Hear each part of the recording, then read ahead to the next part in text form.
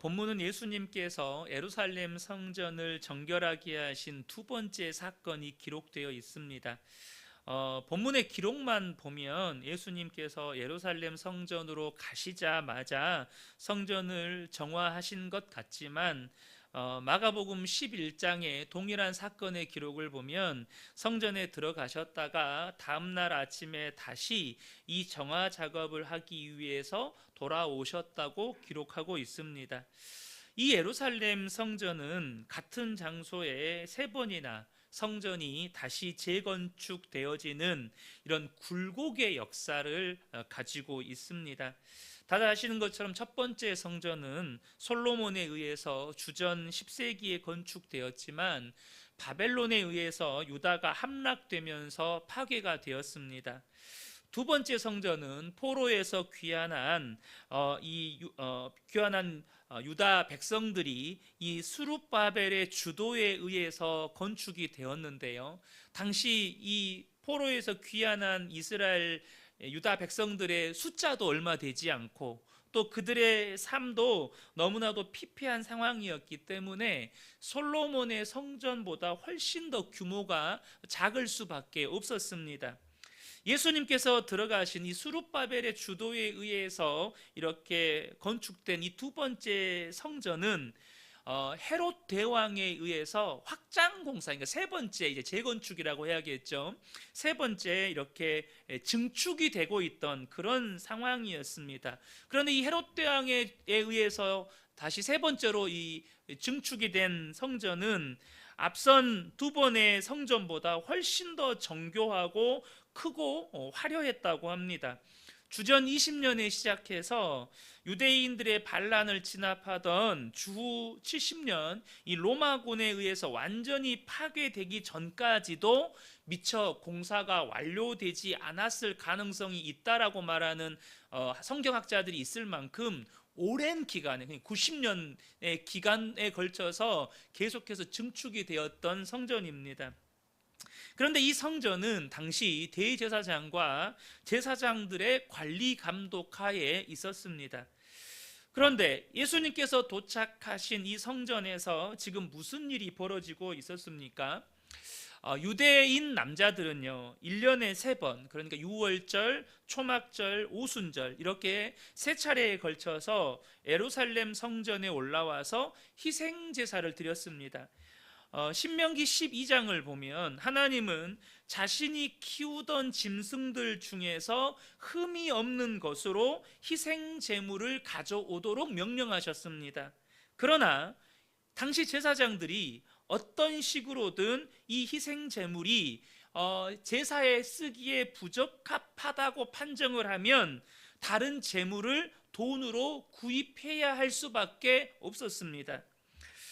당시 이 성전 밖에는 이방인 중에서 유대교로 개종한 이방인 개종자들이 예배할 수 있는 이방인의 뜰이 있었습니다. 이방인들은요 유대교로 개종했다 할지라도 성전에 들어갈 수는 없었기 때문에 당시 이 이방인 개종자들이 예배드릴 수 있는 유일한 공간이 바로 이 이방인의 뜰이었어요. 그런데 자신들의 주머니를 채우고 또 성전의 재정을 충당할 목적으로 이 대제사장이 자신의 고난으로 이방인의 뜰에다가 시장을 개설한 겁니다. 그러니까 이 이방인의 뜰은 물건을 팔려는 자들과 물건을 사려는 자들의 소음으로 왁자지껄 가득 차 있었던 것이죠.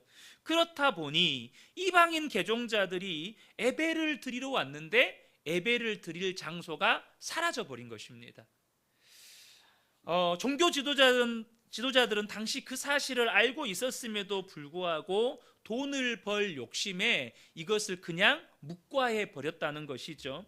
문제는 그것만이 아니었습니다. 사람들은 이 디아스포라 유대인들은 당시 자신들이 흩어져 살던 나라에서 사용하던 화폐를 가지고 왔어요. 물론 당시 대부분의 화폐는 금이나 은이나 동으로 이렇게 만들어져 있었음에도 불구하고 성전에서만 사용하는 유대의 화폐 단위인 이 세겔로 교환을 해야 했습니다. 이유는 당시 이 제사장들이 성전세는 오직 세겔로만 받는 거예요. 또 당시에 이 환전꾼들과 결탁한 상인들이 물건을 팔 때도 세겔만 받는 거예요. 그러니까 어떻게 해야 돼요? 환전꾼들에게 가서 환전을 해야 되는 거죠. 이 환전꾼들은 이 시기에 한몫을 잡기 위해서 환율을 크게 올려서 폭리를 취하는 경우가 빈번했고, 상인들 또한 또 제사장들과 결탁해서 짐승의 값을 터무니없이 올려가지고 큰 돈을 벌었다는 것이죠.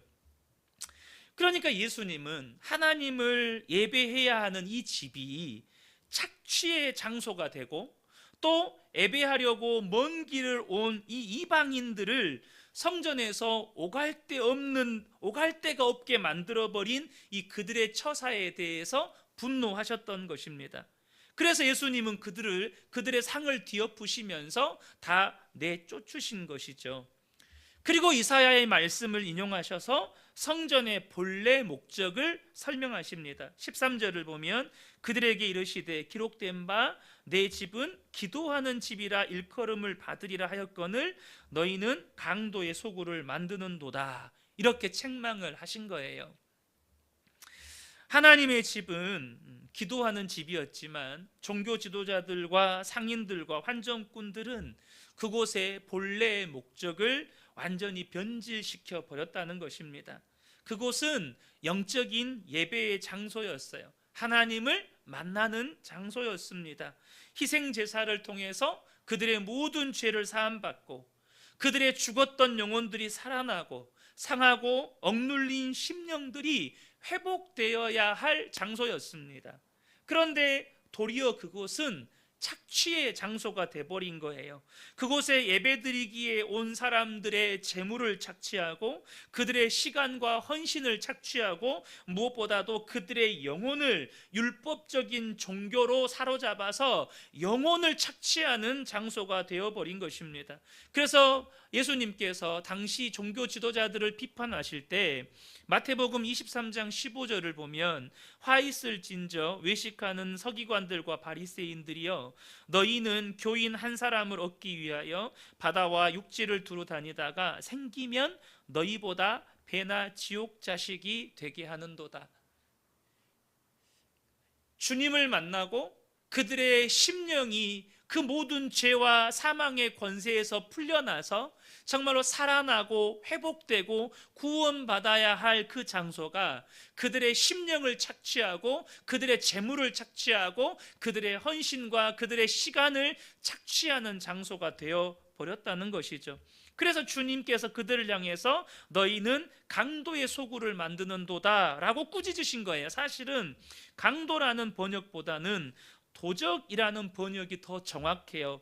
그리고 이 도적이라는 번역도 단순히 도둑질을 하는 도둑이 아니고 대규모로 약탈하는 조직적인 무리를 일컫는 말이 이 강도라는 헬라어입니다. 그러니까 이들이 도적 집단이 되어 있다고 꾸짖으신 것입니다.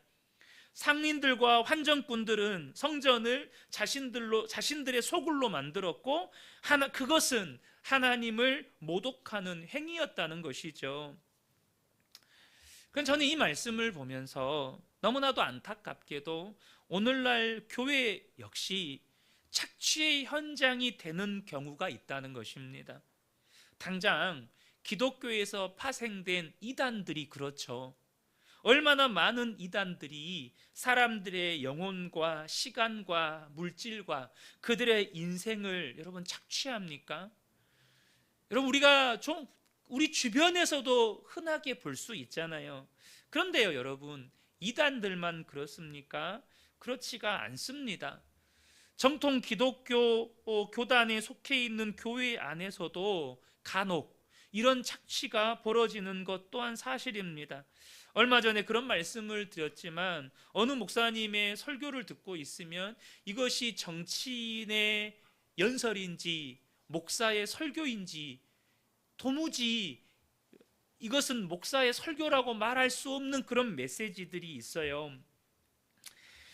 그것도 극우에 빠진 정치인이나 할 법한 말을 아무렇지도 않게 내뱉는 이들이 있습니다. 무엇보다 율법주의는 2000년 전의 문제만은 아니라는 거예요. 오늘날 한국교회 안에 이 율법주의, 종교주의는 심각한 문제입니다. 제가 얼마 전 설교에서도 영지주의 이단에 대한 설교를 한 적이 있어요. 근데 그 영지주의 이단은요, 또 다른 모습은 율법주의와도 같아요. 그러니까 삶 따로, 신앙 따로, 교회 안에서의 모습 따로, 세상에서의 모습 따로. 어느 목사님 설교를 듣는데 그분의 설교 중에 이런 말씀이 있더라고요. 한국 교회의 설교 중에 30%는 행위구원을 가르치고 있다. 정확한 통계인지는 전 잘 모르겠어요. 그러나 복음에 대한 이해함이 없고 그저 교회에서 헌신하고 봉사하면 믿음이 좋은 사람으로 이렇게 지켜 세웁니다. 그러나 그 내면을 들여다보면 해결되지 않는 죄의 문제의 종로로 타고 있고 마음의 상처나 삶의 문제에 묶여서 여전히 신음하며 살아가는 모습들을 봅니다. 그것을 감추기 위해서 더 화려하고 더 두터운 위선의 옷을 입죠. 여러분, 중요한 건 하나님의 교회인, 하나님의 성전인 교회는 착취의 장소가 되면 안 됩니다. 그러면 어떤 장소가 되어야 합니까? 예수님께서 이 땅에 오신 목적이 무엇입니까? 이사야 61장 1절에서 3절을 보면 주 여호와의 영이 내게 내리셨으니 이는 여호와께서 내게 기름을 부으사 가난한 자에게 아름다운 소식을 전하게 하려 하심이라. 나를 보내사 마음이 상한 자를 고치며 포로된 자에게 자유를, 갇힌 자에게 노임을 선포하며 여호와의 은혜의 해와 우리 하나님의 보복의 날을 선포하며 모든 슬픈 자를 위로하되 무릇 시온에서 슬퍼하는 자에게 화관을 주어 그 죄를 대신하며 기쁨의 기름으로 그 슬픔을 대신하며 찬송의 옷으로 그 근심을 대신하시고 그들이 의의 나무 곧 여호와께서 심으신 그 영광을 나타낼 자라 일컬음을 받게 하려 하심이라. 여러분, 교회는요 이런 역사가 일어나야 돼요. 착취 현장이 아니라 가난한 자들에게 아름다운 소식이 전해지고 마음이 상한 자들이 고침을 받고 포로된 자가 자유함을 얻게 되고 갇힌 자가 노임을 얻게 되고 슬픔 자가 위로함을 받게 되고 그들이 하나님의 영광을 나타내는 의의 나무라고 칭함받는 역사가 여러분 교회 안에서는 일어나야 한다는 것입니다. 왜 그렇습니까? 바로 생명의 주이신 예수 그리스도가 교회의 머리이시고 교회는 그분의 몸으로서 주님이 충만하게 임재해 계시기 때문이죠. 그래서 에베소서 1장 23절을 보면 교회는 그의 몸이니 만물 안에서 만물을 충만하게 하시는 이의 충만함이니라. 만물을 충만케 하시는 예수 그리스도께서 교회 안에 충만하게 임재해 계시다는 거예요. 이사야 61장 1절에서 3절의 말씀은 메시아에 대한 예언의 말씀입니다. 그 메시아 되신 예수 그리스도께서 교회 안에 충만하게 임재해 계시다면 마땅히 여러분 구원의 역사가 나타나고 살아나는 역사가 나타나고 회복의 역사가 나타나야 하는 것이죠. 그래서 오늘 본문에도 보면 그렇게 오로지 착취만 있었던 성전에 교회의 머리이신 주님이 그곳에 가시니까 여러분 14절을 한번 봐보세요. 무슨 일이 일어납니까? 맹인과 저는 자들이 성전에서 예수께 나오매 고쳐주시니. 이전까지는요 맹인이나 저는 자들이나 병든 자들이 성전에서 한 번도 고침받은 적이 없어요. 오로지 그곳에서는 착취만 있었어요. 오로지 그들의 영혼들을 저당 잡히고 그들이 착취의 대상이 되었을 뿐이에요. 그런데 생명의 주이신 예수 그리스도가 그곳에 계시니 맹인과 저는 자들, 병든 자들이 고침받는 구원의 역사, 회복의 역사, 살아나는 역사가 일어나게 되는 거예요. 사랑하는 성도 여러분, 하나님의 성전인 교회 안에는 이와 같은 역사가 일어나야 되는 줄로 믿습니다. 우리 안에 슬픔이 있다면 그 슬픔이 위로받고 우리 마음이 뭔가에 묶여 있다면 그 묶인 것이 풀어지고, 여전히 나를 사로잡고 있는 죄의 문제가 있다면 그 죄의 문제가 예수 그리스도의 보혈로 깨끗하게 씻어지고, 그렇게 구원의 역사가 일어나야 하는 곳이 바로 하나님의 성전인 교회라는 것입니다. 그런데 여러분, 어떻게 이 교회가 그런 구원의 역사, 회복의 역사, 살아나는 역사가 있는 교회가 될 수 있을까요? 본문에서 예수님이 이사야의 말씀을 인용하셔서 말씀하십니다. 하나님의 성전인 교회는 어때야 돼요? 기도하는 집이어야 한다는 거예요. 예수님의 제자들이 귀신을 쫓아내지를 못했어요. 그래서 나중에 예수님께서 귀신 들린 자를 고쳐주시자 제자들이 따라와서 묻는 거예요. 어찌해서 저희는 이 사람을 고치지 못했습니까? 그래서 예수님이 뭐라고 말씀하시죠? 기도 외에는 이러한 유가 나갈 수가 없느니라. 여러분, 구원의 역사는 하나님의 전인 이 교회가 기도하는 집이어야 한다는 거예요. 기도하는 집으로 주님의 백성들의 기도로 충만해질 때 이곳에서 성령의 역사가 나타난다는 것이죠. 구원의 역사, 회복의 역사, 살리는 역사는 다 성령의 역사입니다. 그러므로 여러분, 성령님이 일하셔야 교회 가운데 그런 역사가 나타나는 거예요.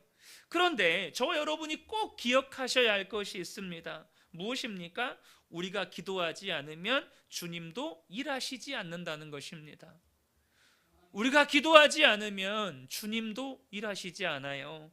에스겔 36장 36절 37절을 보면, 너희 사방에 남은 이방 사람이 나 여호와가 무너진 곳을 건축하며 황폐한 자리에 심은 줄을 알리라. 나 여호와가 말하였으니 이루리라. 주님께서 말씀하셨으니 무너진 곳을 건축하고 황폐한 자리에 심는 역사를 반드시 이루실 거라는 거예요. 이방인들이 보게 하시겠다는 거예요. 그런데 주님이 하시는 말씀이 있어요. 37절에 주 여호와께서 이같이 말씀하셨느니라. 그래도 이스라엘 족속이 이같이 자기들에게 이루어 주기를 내게 구하여야 할지라. 기도해야, 정말로 기도로 주님을 바라고 구해야 주님도 그 말씀대로 역사하신다는 것이죠. 왜 내 삶에는 주님의 역사가 없는가? 왜 우리 가정에 주님의 역사가 없는가? 여러분, 그 질문을 하기 전에 나는 정말로 성령님이 역사하시도록 기도하는 사람인가를 돌아보셔야 한다는 것이죠. 교회 또한 마찬가지입니다. 교회는 구원의 역사, 회복의 역사, 풀리는 역사, 정말로 살아나는 성령의 역사로 충만해야 할 줄로 믿습니다. 그러려면 우리 교회가 기도하는 집이어야 한다는 거예요. 교회는 기도의 불이 꺼지면 안 된다는 것입니다. 그러므로 사랑하는 성도 여러분, 여러분이 기도의 사람이 되시기를 축복합니다. 모든 일을 기도로 시작하시고 모든 일을 기도로 끝마치십시오. 새벽을 깨우시고 시간을 정해서 여러분 기도의 자리로 나아가실 때 내가 기도해야 주님도 일하신다는 것입니다. 이렇게 예수님께서 병자를 고치신 것을 본 어린아이들이 성전에서 소리 질러서 호산나 다윗의 자손이여 라고 외치기 시작했습니다. 아마도 이 어린아이들은요, 예수님이 예루살렘 성에 입성하실 때 수많은 사람들이 예수님이 가시는 길에 겉옷을 벗어서 깔고 종려나무 가지를 깔고 그렇게 흔들면서 호산나 다윗의 자손이여 라고 외치는 모습을 보았던 것 같아요. 그리고는 성전에서 예수님께서 병자를 고치는 것을 이 어린아이들이 본 거예요. 그러니까 자신들이 본 어른들의 모습을 그대로 따라서 호산나 다윗의 자손이여 라고 외치는 것입니다. 여러분, 아이들은요 본대로 합니다. 우리 아이들은 본대로 해요. 우리가 호산나 다윗의 자손이여라고 외치면 우리 아이들도 호산나 다윗의 자손이여라고 외치는 거예요. 우리가 주님을 찬양하면 우리 아이들의 입술에서도 찬양이 나옵니다. 우리 입술에서 원망과 불평이 나오면 우리 아이들의 입술에서도 원망과 불평이 나오는 거예요. 그런데 제가 이 대목에서 더 눈여겨보았던 건 뭐냐면 이것을 본 대제사장들과 서기관들의 반응입니다.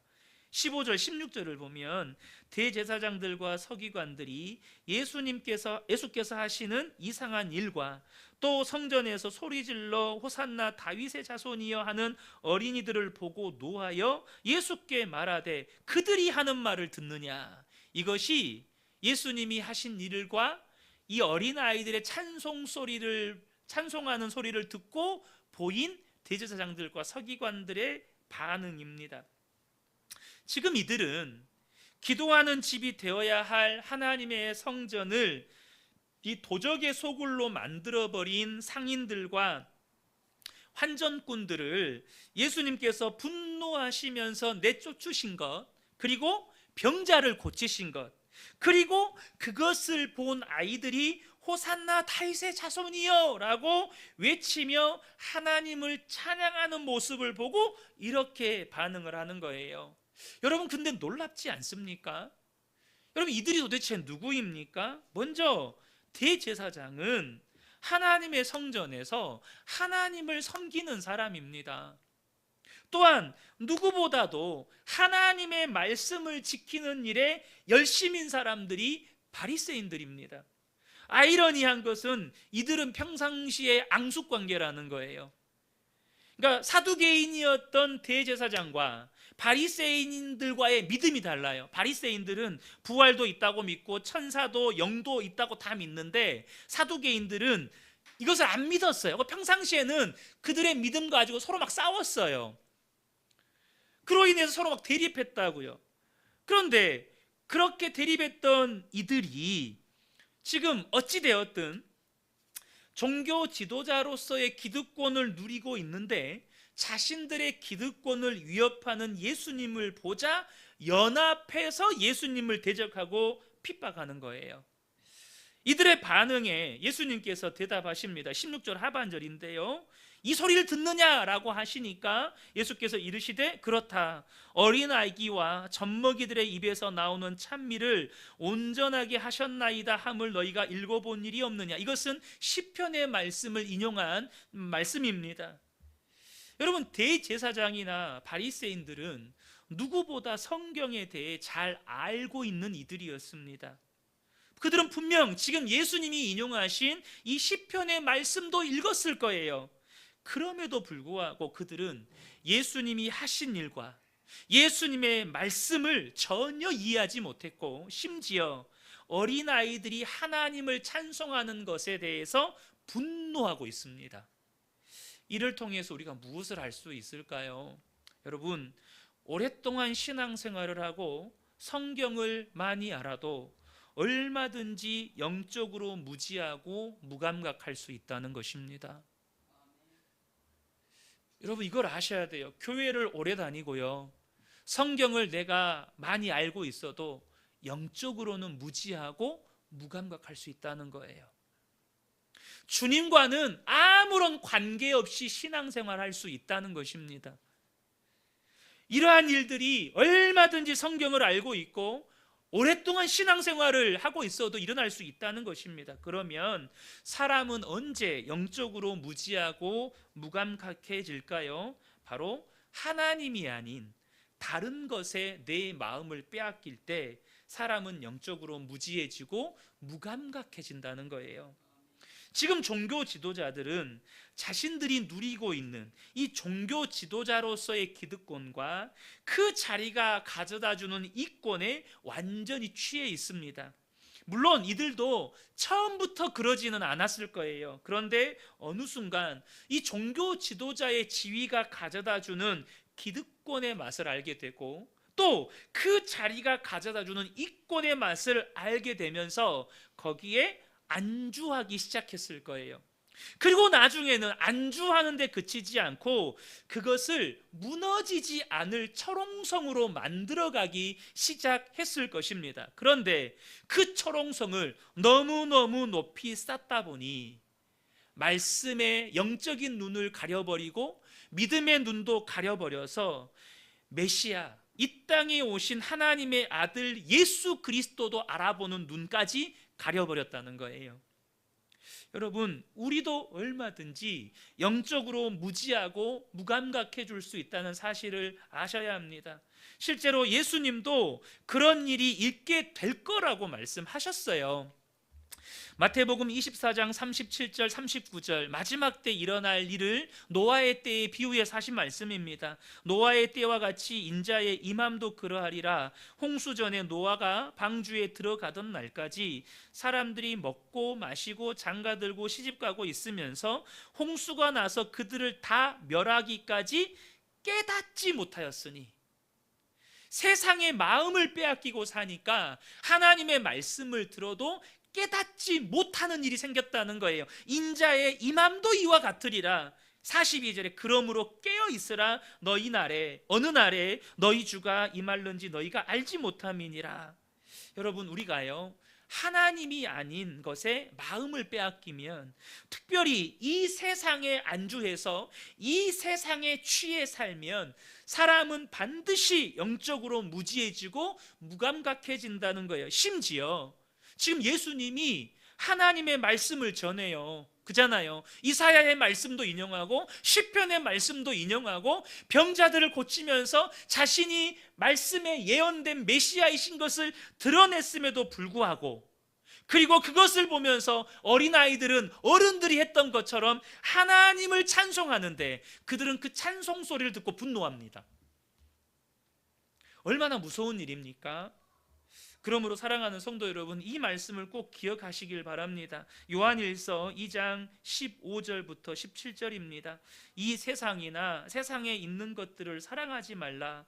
누구든지 세상을 사랑하면 아버지의 사랑이 그 안에 있지 아니하니, 이는 세상에 있는 모든 것이 육신의 정욕과 안목의 정욕과 이생의 자랑이니 다 아버지께로부터 온 것이 아니요 세상으로부터 온 것이라.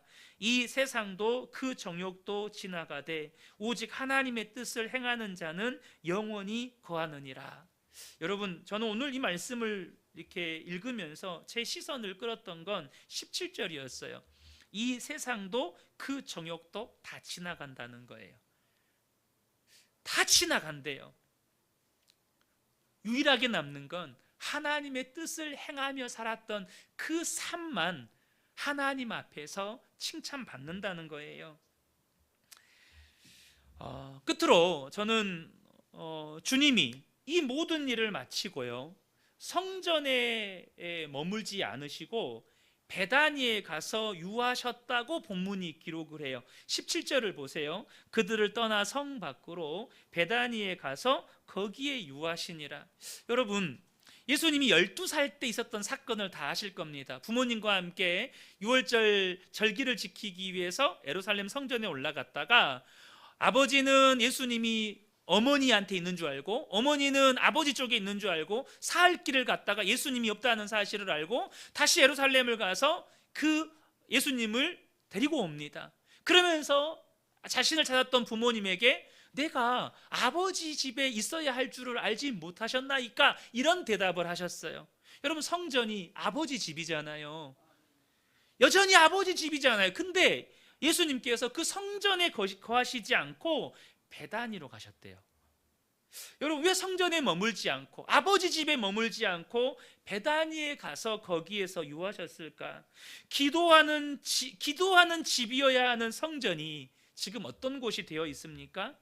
도적의 소굴이 되어 있는 거예요. 도적의 소굴이 되어 있을 뿐만 아니라 주님을 환영하는 사람이 한 사람도 없는 거예요. 그곳에 주님이 거하고 싶지가 않으신 거예요. 반면 여러분, 베다니는 어떤 곳입니까? 예수님을 사랑한 나사로와 그의 여동생들 마르다와 마리아가 있는 곳입니다. 예수님으로부터 나병을 고침받았던 시몬이 있고, 무엇보다 마리아는 예수님께서 자신에게 베풀어 주신 은혜가 너무 감격스러워서 향유 옥합을 깨트려서 예수님의 머리에 부었던 여인입니다. 다시 말해 예수님을 사랑하는 사람들이 거하는 곳이었어요. 예수님은 자신을 사랑하고 자신을 환영하고 자신을 기뻐하는 사람들이 있는 곳에 거하시고 싶으셨던 거예요. 여러분, 예수님이 어느 곳에 거하고 싶을까요? 다른 곳이 아니에요.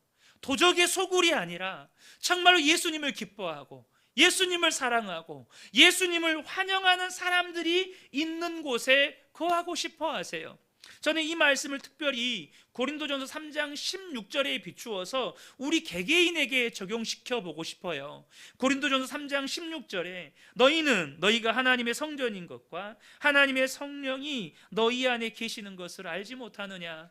여러분, 우리는 하나님의 성전입니다. 우리 안에 하나님의 성령이 거하셔요. 그런데 정말로 내 마음은 하나님의 성령이신 예수님, 성령으로 우리 안에 오신 예수님이 정말로 거하고 싶어 하시는 베다니와 같은 곳이냐는 거예요. 내 마음에는 정말로 예수님이 거하실 곳이 있느냐는 거예요. 우리가 예수님을 영접했기 때문에 예수님은 우리 마음 안에 거하셔요. 안 떠나셔요. 그런데 정말 우리 예수님이 내 마음의 중심에, 내 마음의 그 왕좌에 정말로 내 마음의 왕으로 계시느냐는 거예요. 아니면 여전히 나는 내 마음의 방 안에 주님께 내놓지 못해서 주님은 여전히 분명히 내 마음 안에 들어오셨는데 현관문 앞에만 쪼그려 앉아 계시지는 않느냐는 것이죠. 사랑하는 성도 여러분, 정말 저는 이 말씀 앞에 내 마음은 정말로 베다니 같은가? 나는 정말로 예수님이 내 마음에 주님으로 임하시는 것을 기뻐하고 내 마음에 왕으로 임하시는 것을 환영하고 그 주님이 나와 함께 하시는 것을 즐거워하는 사람인가? 정말로 나는 주님을 기쁨으로 따르기를 원하는 사람인가? 정말로 내 마음은 주님이 거하기 원하시는 베다니인가? 이 밤에 정말로 우리 그 은혜, 하나님의 성전인 그 은혜교회만 우리가 돌아볼 것이 아니라 정말로 주님의 성령이 머물러 있는 내 마음 또한 정말로 하나님이 거하기 원하시는 그런 정결하고 하나님을 환영하는 그런 성전인지 이 밤에 돌아보는 저와 여러분 되시기를 예수님의 이름으로 축복합니다.